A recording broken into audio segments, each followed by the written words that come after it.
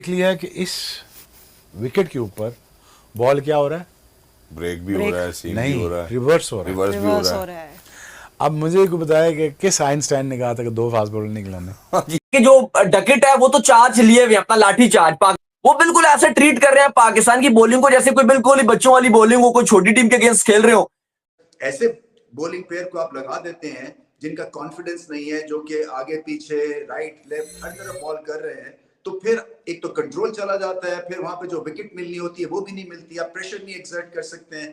और डकिट ने स्वीपे मार मार के इनकी स्पिनर्स की रगड़े ही तोड़ दी और उसने इनकी डकिट पे मारे हैं, उसने इनकी डकिट पे मारे हैं और इतना तरीके से स्पिन किधर है इस विकेट पे स्पिन।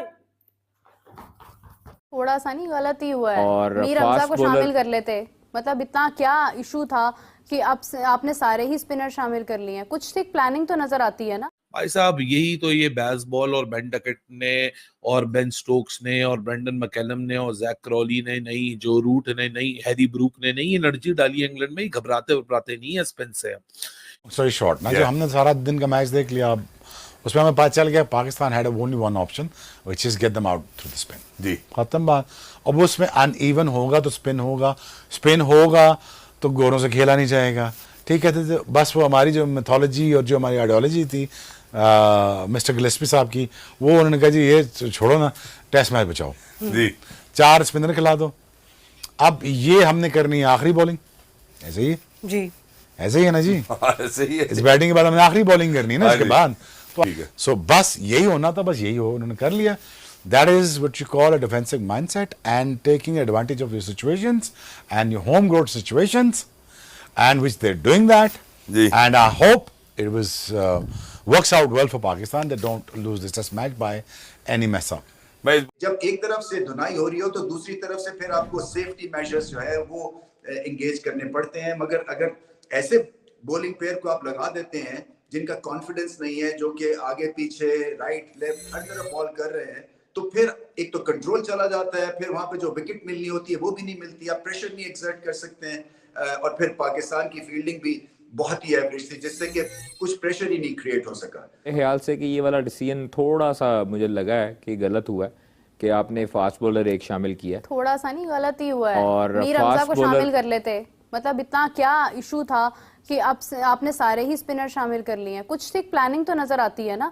देखिए आपने बहुत अच्छा इनिशिएटिव लिया कि आपने कहा कि तमाम टॉप प्लेयर्स जो हैं वो रेस्ट करें, हमें नए लोगों को आजमाना है, बहुत अच्छी बात है, लेकिन उनको भी तो ठीक से आजमाना है ना। आपने सारा का सारा प्रेशर जो है वो आपने स्पिनर्स पर डाल दिए, और फिर अब विकेट को भी तो देखना जरूरी है ना। अभी जिस तरह की पिच है, आप देखें कि जिस तरह आप बात करें कि लीच को ज्यादा सपोर्ट मिली है वहां पर, अगर हम इसके बाद देखते हैं तो इंग्लैंड भी तो मतलब कितने स्पिनर्स के साथ गया है, वो भी एक कॉम्बिनेशन के साथ गए ना। हमने यहाँ पर सारे के सारे स्पिनर्स ऐड कर दिए। अब इस वक्त जो है वो कादिर लास्ट टाइम भी आपकी प्रेडिक्शन थी और तकरीबन जो है वो काफी हद तक सही साबित हुई थी, क्योंकि स्कोर जो आपने कहा था आज के दिन में इतना करना चाहिए, वो उससे करीब करीब स्कोर उन्होंने किया था।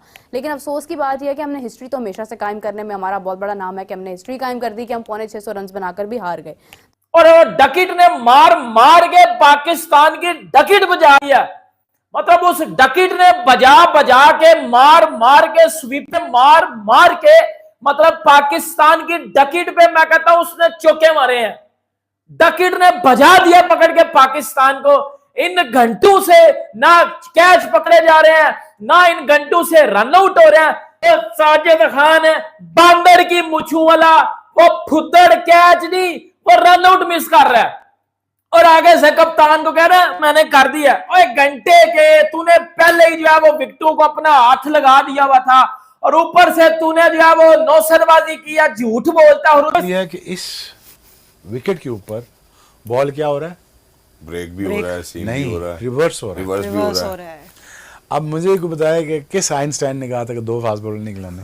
यही तो मैं सवाल पूछने लगा था, जहां से मैंने बात कंटिन्यू की थी। अब मुझे ये बताओ कि किस आइंस्टाइन ने कहा था कि 3 स्पिनर 2 फास्ट बॉलर नहीं खेलने चाहिए। कौन हो सकता है सर वो आपके ख्याल में? बस जो भी है रलन में बता रही है। अभी 9 मौलूद हमारे जो सिलेक्शन कमेटी में लोग हैं वही है ना, और कौन है? स्पोर्ट्स डायरेक्टर से फोन किया कि नहीं, मुल्तान किस निकल आया ये। तो बात ये है कि देखें, आई ऑनेस्टली बिलीव कि जब हम लो एंड स्लो पे खेल रहे होते हैं, अब टेक्निकल बात बताता हूँ, लो एंड स्लो पे जब खेल रहे होते हैं, always play your premium fast bowlers. Right. The reason why उनका लेंथ पे बॉल या कुछ चढ़ेगा या नीचे बैठेगा, इफ नॉट जो डकेट है वो तो चार्ज लिए हुए हैं, अपना लाठी चार्ज। पाकिस्तान ने 366 बनाया, लंच के बाद तो सिर्फ 8 रन ही जोड़ सके पाकिस्तानी टीम, और 2 खिलाड़ी जो इनके बचे हुए थे, 8 खिलाड़ी आउट थे, ऑल आउट हो गए। जमाल और नुमान ने कुछ होप जरूर दी एंड में जो टेल है आप कह लो कि उन्होंने पार्टनरशिप अच्छी बनाई दोनों ने मिलके। लेकिन जिस तरह से आप इंग्लैंड की देखो तो 3 विकेट्स पोर्ट ने और 2 विकेट ब्रेंडन कार्स ने लिए हैं, 5 विकेट्स उनके फास्ट बॉलर्स ने लिया। हमारे पास एक ही आमिर जमाल है, वो भी अनफिट है। भाई साहब यही तो ये बेसबॉल और बेन डकेट ने और बेन स्टोक्स ने और ब्रेंडन मैकलम ने और जैक क्रॉली ने नहीं, जो रूट ने नहीं, हैरी ब्रूक ने नहीं एनर्जी डाली इंग्लैंड में, घबराते नहीं है स्पिन से।